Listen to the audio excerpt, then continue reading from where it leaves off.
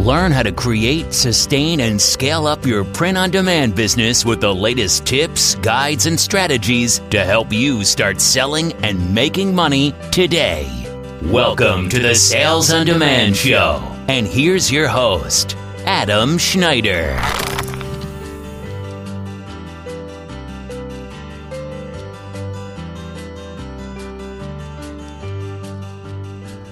Hello. Welcome back. This is the Sales on Demand Show. I'm Adam, your host. This is episode 59. Today we're going to talk about building a recession-proof business. Yeah, I'm hitting that again.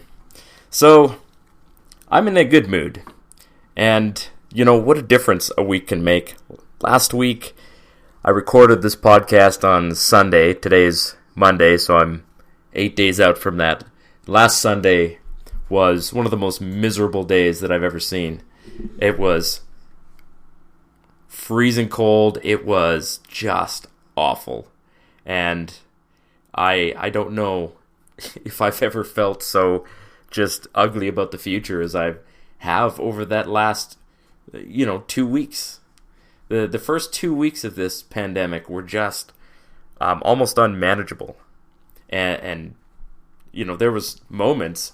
I don't normally get too emotional about things. I'm kind of a pretty steady person.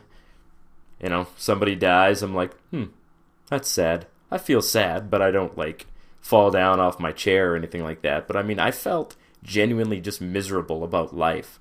My Amazon account was barely moving. I had 4 days where I didn't make any sales at all. And it's never happened to me before. Never had that many days where I just didn't make any money at all.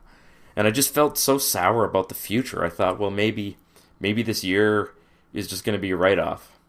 And I'm sure, many people probably still feel that way. But, I can see now that situation was temporary.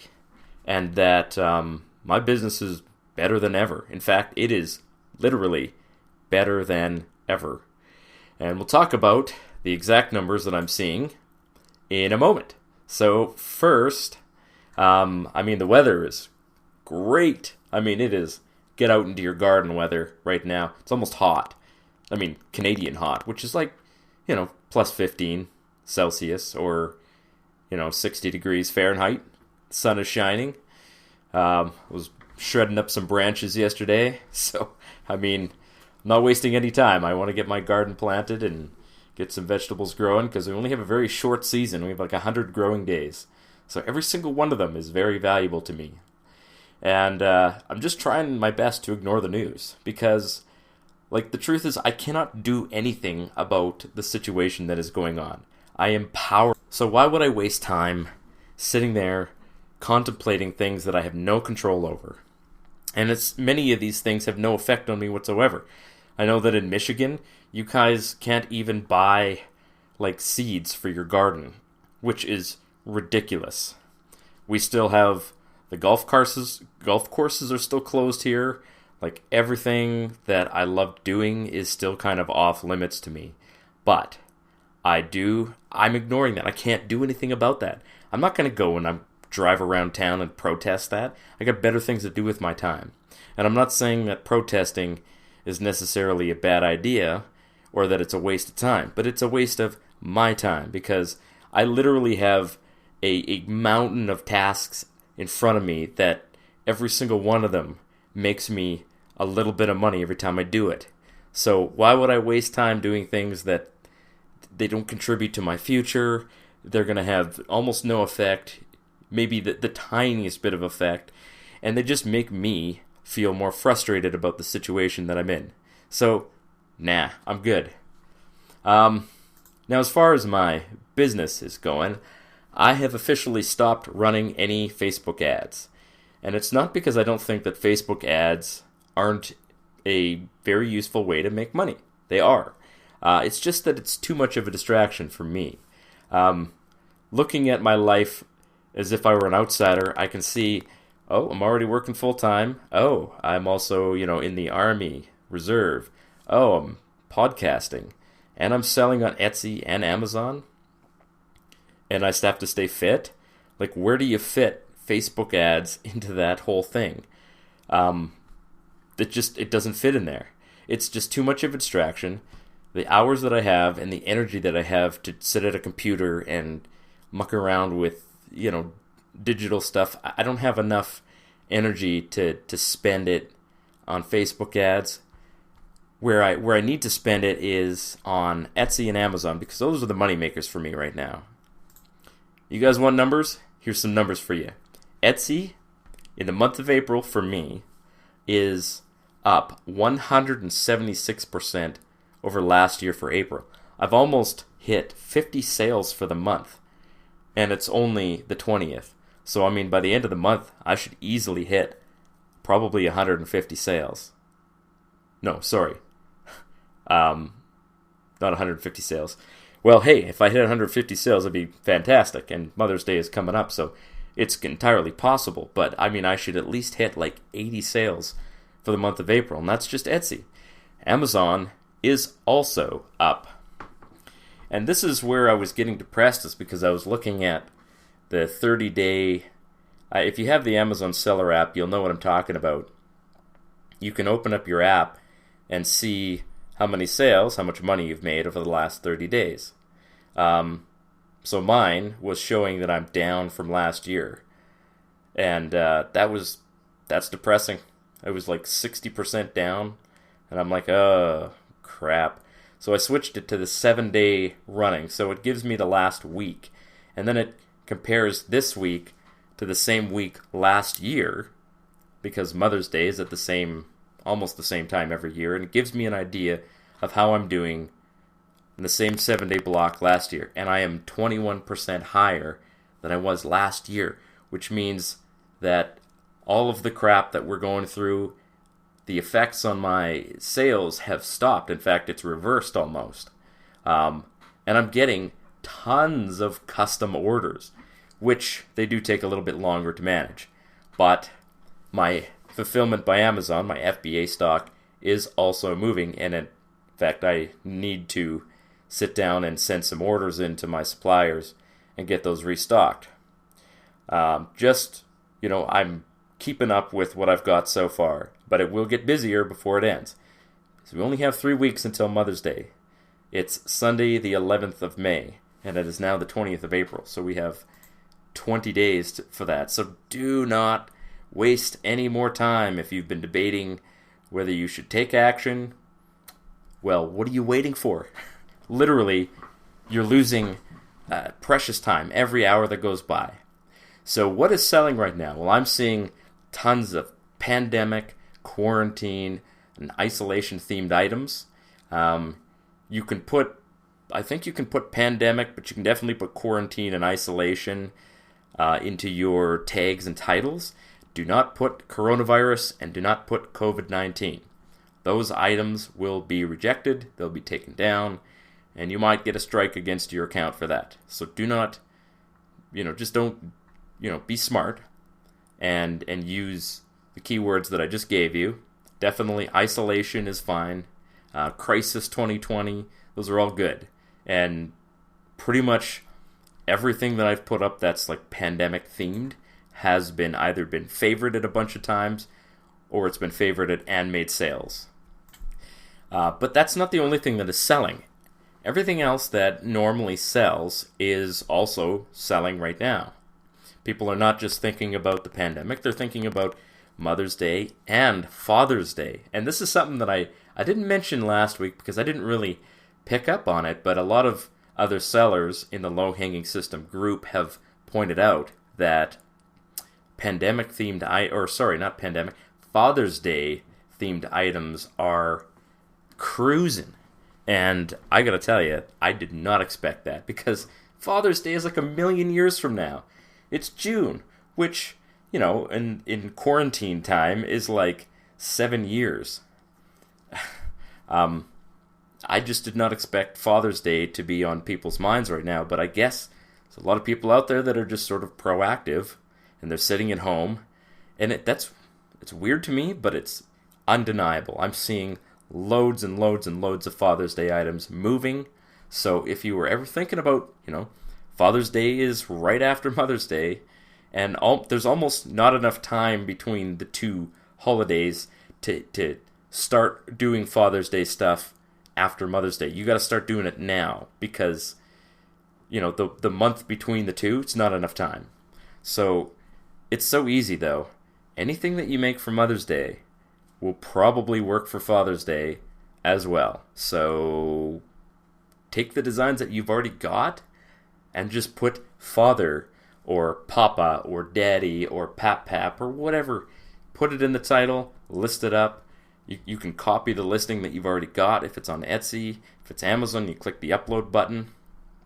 You can actually copy listings on Amazon too. If you've got something listed and you don't want to go through the process of, you don't have the integration, but you don't want to have to go through the creating a listing from scratch, you can actually just copy a listing that you've got, delete the picture, put up a new one, and put in a new title. And that's good enough. So try and get 25 of those before the next podcast, which will be released next Monday. So let's talk about building a recession-proof business, because there's no question we are screaming, we're on an airplane that is, if you want to think of the economy as an airplane, I guess it's not really, because we're not all in the same direction. But just, roll with me on this analogy. The airplane is tumbling a little bit. In fact, it's not just tumbling, it's spinning. It's heading toward, the nearest hard surface, which, whatever it is, a mountaintop or, a highway or something like that. But people are freaking out. There's never been a recession that looked like this. In fact, people are calling it a depression. And the numbers certainly support that. During the Great Depression in 1929, there was 10% unemployment, which, I would have thought it would be more than that, because 10% doesn't feel like a lot. The stock market dropped, significantly, but I think it was only I forget, 10 or 15%. In any case, the stock market drop and the unemployment rate right now, both are significantly higher than the Great Depression of 1929. Woo! Yay! Made another record, guys. Let's call the Guinness World Book of Record people and get our names in there. So there's 20 million people out of work right now, and that number is going up every day. I think I mentioned it before, but in one day alone, there was 3 million people in the U.S. that applied for unemployment insurance. There's people talking about universal basic income. They already wrote a check for $2.2 trillion. Probably going to run it. They're probably going to write another check. I would imagine the next whatever bill they pass is going to be something in the neighborhood of $1 trillion. But it's not going to help, because people need to be working. And over 1 million businesses are either threatened with, foreclosure, or are already closed and probably will not reopen because they just don't have the cash to do it. You got to pay the rent while you're off. The person who owns, everybody says, well, just put everything on pause, but you can't. You can't just pause these expenditures. There are things that you got to spend money on that don't just go away. Property taxes are not being suspended. Mortgage payments, they're, a lot of lenders are, deferring mortgage payments, but they're not, the interest still has to be paid, right? So, there's a lot of expenses for business that are not being covered by the Band-Aid solution of throwing money out the window. And not to mention that there's millions of people stuck at home, and they've nothing to do, and nowhere to go, and no hope. So, the question is, can you build a sustainable, scalable, and, mostly reliable income during a crisis like this? Well, 2 weeks ago, I would have said, yeah, no, I wouldn't. And there's still lots of people who are selling on Amazon. They're not selling coffee mugs, but they're selling other items, and their sales are down. But my sales are up. So I'm going to say, yeah, you can start and build a sustainable, scalable, and reliable income during this crisis. So, I mean, I got five things to tell you here about this. All right, so some of this might be repetition for you guys if you've listened to this podcast before. But listen, I'll stop repeating it when I start seeing people, taking action. All right, so numero uno. This is an easy one. Get started right now. So, if you haven't already opened an Etsy store, it's actually really easy to do that. You can go on Etsy.com, and honestly, I couldn't tell you the precise steps to do because it's been 3 years since I've opened an Etsy store. But you got to open up an Etsy account, and then you say, I want to sell on Etsy. You give them all your information, and I've never seen it take more than 3 or 4 days for you to get approved to sell on Etsy. Opening up an Amazon account is a little bit longer and a little bit more complicated.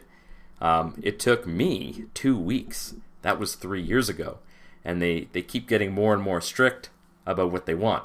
But listen, this is worth it. So persist. Don't give up. And just understand that, point number 2, your results may vary.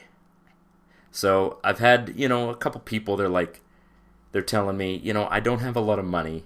And you know what, I do understand that. I mean, my cash flow, I'm looking at my cash flow and I'm thinking to myself, well, that was one of the reasons I stopped running Facebook ads, is I just don't have enough money to test and find the winner that I'm going to need to make the money back. So I spent maybe $100 on ads, and I just decided, this is not the right time to do this. I've got money in the bank that is for this business, but I don't want to spend that money and then leave myself just flat broke. I want to be adding to that money, not watching it decrease. Now, I don't know. I've been looking in to see if there's any, government benefits that I can take advantage of. There is a Canadian business loan program that I thought maybe I'd qualify for. And, honestly, I don't really need a loan. But if you borrow $40,000, it's interest-free. And you only have to pay $30,000 back. And you don't have to pay it back until the end of next year. That's crazy. I mean, you could take the $40,000, put $30,000 in some kind of an investment, and just, let it accumulate 2 or 3 or 4% interest between now and next year. Take the $10,000, work that money to the bone, and it's basically free. So, unfortunately, I have to have a paper trail that I don't have right now. So I'm kind of fishing around to see if I can maybe create that paper trail. I mean, the numbers are all there. I just have to file a bunch. I don't know. It's complicated, so it may not happen, but whatever. It's, free money is free money. I'm not going to turn down free money. But if you're short on cash right now, you should start with the cheapest option, which is Etsy. I don't know of anybody that is selling on Etsy that is cash flow negative on Etsy. First of all, you get 40 free listings when you sign up with Etsy. They give you 40 free listings. I mean, they used to. Pretty sure they still do. They want people to sell on Etsy. So they're going to start you off with 40 free listings. That's quite a few. I have 197 active listings, and I'm doing just fine. Made already basically 50 sales this month so far. So that's with 200 listings. But those are 200 of my best listings. So you're not going to start out with, that kind of sales with 40 listings, but, you'll make a sale here, a sale there. And every time you make a sale, you're basically making, $7 or $8. And, you only have to pay Etsy 5% or 6 or 7%, and you get to keep the rest. And there's no cost to list except that 20 cents. So when you get beyond that 40 free listings, you're just paying 20 cents. It is really the cheapest way to get started. So the third point is that you've got to keep working daily or weekly. Just because you're doing well doesn't mean that you should stop. And I'm talking to myself as much as anybody.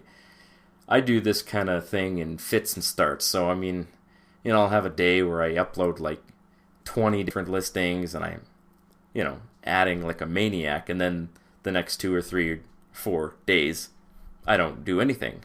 So it is a bit more challenging. I have a lot of other things going on, but for me, weekly is the best option. So if I measure my results weekly, I find that I'm more consistent. I can see where my consistency is. So I'll take one day and I'll just do a whole bunch of listings in that one day, and then the rest of the week I can fill orders or do whatever. And that's how I build the business. So number 4 is don't drift into things that that are not going to be useful for you. So I am speaking to myself here as much as I am to anybody. But look, I wanted so badly to work on Facebook ads. I mean, I'm just a motivated kind of person, and I'm always biting off more than I can chew. In fact, today I was off volunteering. I went to like a homeless shelter, and I was making sandwiches and bagging them up for people. I just wanted to do something a little bit different. So, I mean, I don't have grass growing under my feet at all. I mean, I'm like the dog chasing its tail. I'm always drifting from one thing to another, and I've had to stop and say, okay, wait, stop, focus, move away from that, get back to this. So that's what I did with this Facebook ad thing. I had to put that aside, even though it's a viable business. There's no way for me to do that unless I was doing this full time. If I was doing this full time, I absolutely would be running Facebook ads. But I'm not doing this full time, and I don't want to. This is a great side business, and I make a lot of money that I don't need to spend. That money, I'm just going to keep piling that money off, paying off debt, and getting my family's future secure. My regular job pays the bills, and that's perfect. So as long as I focus on the thing that's going to make me the most money and not drift away from that, I fully expect to be, growing this business every single year.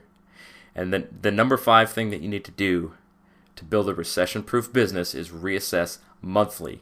Are the things that you did this month, did they work? Right? So this is the one thing that I've gotten so much better at. I've only probably launched about 30 new listings in the last 30 days. Maybe not even that much. But out of those 30 listings, probably 20 of them have a sale on them. Because I'm so much better at seeing what's selling. Because I see what other people are doing. Here's the trick, guys. Everybody has a Facebook account, and if you don't, well, go out there and get one. And start looking for advertisements that are trying to sell you a necklace or a coffee mug. Click on them. Click like. Make a comment in the comment section. Go and add one to cart, and you'll start seeing tons more. And you know what? Every single one of those is an idea that could sell. You don't have to sell it on Facebook, but you can sell it on Etsy. And most of those Facebook sellers, they're not selling on Etsy. So you can take that idea and copy it and sell it on Etsy. And there's probably not going to be anyone else selling that idea. Or, if they are, it's probably an idea that's really caught on and a whole bunch of people are using it. And that's fine. Whoever has the best design is going to make the most sales. So that's one thing to do. I mean, use Facebook as a research tool. A lot of Facebook sellers use Etsy as a research tool. Well, I use Facebook as a research tool for Etsy, and I've done pretty well. So reassess monthly and see if what you're doing is actually producing results. And if it's not, well, do something a little bit different. Don't just keep doing the same thing and expect things to change. Isn't that what they call the definition of insanity? Doing the same thing and expecting a different result? Well, yeah. There's a reason that they say that. It's to warn you not to do that. So I wanted to leave you guys with some last random thoughts, and these are things that are spinning around in my head that I've just been seeing throughout the week. So, if any of these things are useful for you, hopefully they are. If not, you can just, gloss over them. But so the first thing I'm seeing is if you're creating a design, let's say that English is your second language, or maybe like you're not the greatest speller, spell check your designs. I have seen 4 people, posting a design that they're trying to sell on a Facebook group, either the Gear Bubble group or the Low Hanging System group, and they're like, how come nobody wants to buy this design? And I'm like, because there's like 3 spelling errors in it. Did you spell check that? So, I'm not trying to get down on these people, because many of them are like, English is their second language. And English is notoriously a flaming dumpster fire for anybody who's trying to learn it as a second language. I would not want to be learning English as a second language. I'm so glad I already speak it, because I can learn another language that has actual rules that get followed when you spell words. But English is not so much about that. Rules are kind of like, more like guidelines. Maybe not even that. But anyway, make sure you spell check your designs. And if you can't do it yourself, get somebody to do it for you. Fiverr has probably 100 native English speakers who would be happy to take $5 and spell check, 5 different designs. So that's just one thought. So the second thing I want to comment is, when everybody starts selling, okay, and I did this too, and I stopped doing it right away because I saw that it was not productive. But you go into Walmart, when you start selling print on demand, you're constantly looking for ideas. And the feeling that you get is that there's all sorts of funny phrases out there, and I just need to put them onto a coffee mug or a t-shirt, and I'll start making sales. But I'm going to tell you this, and I want you to understand that this comes from a 3 years of experience selling print on demand. And when I tell you this, I'm not just guessing at this, okay? So don't try and tell me that I'm wrong. Generic items do not sell very well. So clever, funny phrases that you see in Walmart, they're not great. And you know why? Is because, number one, people have seen those phrases already, right? If somebody wanted to buy that funny item, the funny phrase that they saw in Walmart, they would have bought that at Walmart, right? They're not going to buy your more expensive item. They can get the $7.99 one at Walmart, okay? So generic items with generic phrases. Here's an example of a very generic phrase. I drink coffee till it's time for wine. So that's really generic, because who's the target? Is someone going to get that for their mom? Well, maybe they will, but that phrase it's overused. It's everybody's seen it. It doesn't make anybody laugh anymore.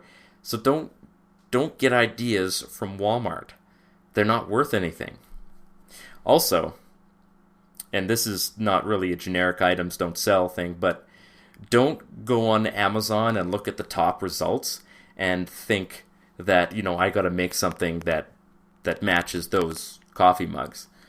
Because somebody already did that and they beat you to it. Okay? So don't compete with other people. Don't chase someone else's results. And this has sort of 2 meanings. Meaning that, when I tell you that, I made $100,000 last year in sales, don't think to yourself that, oh my gosh, something's wrong with me. I've only made $10,000 in sales. Well, listen, my first year I made $12,000. My second year I made $53,000. Last year, $100,000. This year, maybe I'll hit $150,000. I don't know. I'd like to hit $200,000. But don't chase my results. Okay, you're not competing with me. You're just competing with yourself. And every year that you go by, you're competing with last year's results. So when you find something that sells, make it something innovative. Or should I say, make sure you innovate. So it's all great to go and look at and see, what's selling right now, and you should be using those ideas. But don't, if you see something that's funny and you're like, that is a weird thing, but I think somebody might buy that. Put it up there, because I've seen the craziest and the dumbest things make lots of sales. Things that I'm like, wow. And I know for a fact that item that I created is one of a kind. There is nothing like it on Etsy or on Facebook on Amazon. And so I won't tell you what it is, but I saw a meme, and it was stupid, but it was funny. So I copied the image, and I just put it on a coffee mug. It was, there was no intellectual property. It was just a picture of like of a thing. I don't even know whose picture it was, but it was circulating around, and I have made at least 10 sales of that item, including several on Etsy. And it was just the dumbest thing I ever saw, but I put it on a coffee mug thinking, well, somebody might appreciate this. And they did. So the last thing I'll leave you with is this. I have had people comment and they say, well, they're confused because they're like, obviously the way to make tons of money, especially on Facebook ads, is to find a winner. And that's what everybody is chasing. They're chasing that one winner that they can scale to the moon. Well, how about this?